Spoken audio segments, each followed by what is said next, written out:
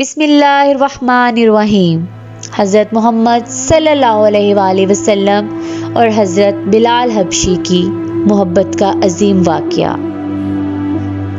نبی کریم صلی اللہ علیہ وآلہ وسلم کے دنیا سے پردہ فرمانے کے بعد حضرت بلال حبشی رضی اللہ تعالیٰ عنہ شام چلے گئے اور وہیں جا کے بس گئے۔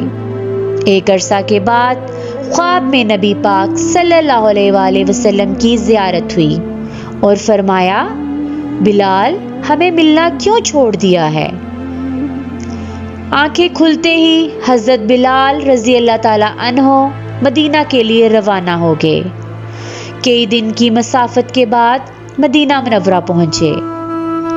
حضرت عمر فاروق رضی اللہ تعالیٰ عنہ کو آپ کی تشریف آوری کا پتہ چلا، وہ بہت خوش ہوئے۔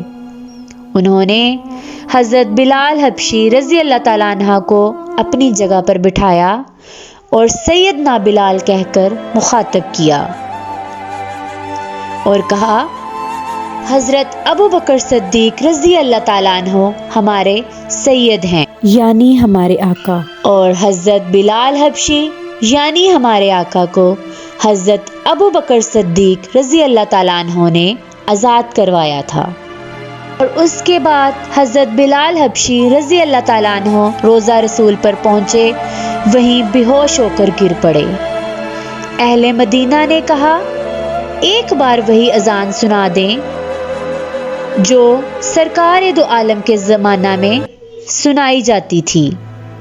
حضرت بلال حبشی رضی اللہ تعالیٰ عنہ نے معذرت کی اور کہا، میں وہ اذان نہیں سنا سکتا، کیونکہ جب میں اذان دیتا تھا تو حضرت محمد صلی اللہ علیہ وآلہ وسلم کو اپنے سامنے دیکھتا تھا۔ اب مجھ سے یہ برداشت نہیں ہوگا۔ لوگوں نے حضرت حسن حسین سے بھی کہلوایا تو حضرت بلال حبشی انکار نہ کر سکے اور اذان دینے کے لیے راضی ہو گئے۔ اذان شروع کی تو اہل مدینہ رو پڑے، دل قابو میں نہ رہے۔ پیارے آقا کا زمانہ تازہ ہو گیا، عورتیں بچے سب نکل آئے، غم سے نڈھال بے قرار ہچکیاں بن گئیں۔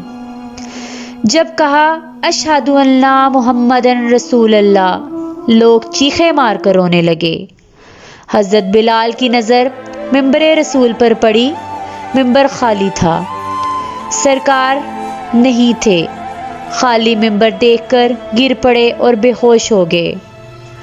اذان مکمل نہ کر سکے، ہوش میں آئے تو اٹھے اور روتے ہوئے شام کی طرف روانہ ہو گئے۔ یا اللہ، ان جیسی محبت بھی ہمارے دلوں میں بھر دے، آمین ثم آمین۔ ایسی مزید ویڈیوز دیکھنے کے لیے ہمارے چینل کو سبسکرائب کریں اور ہماری ویڈیوز کو لائک اور شیئر کریں۔ شکریہ۔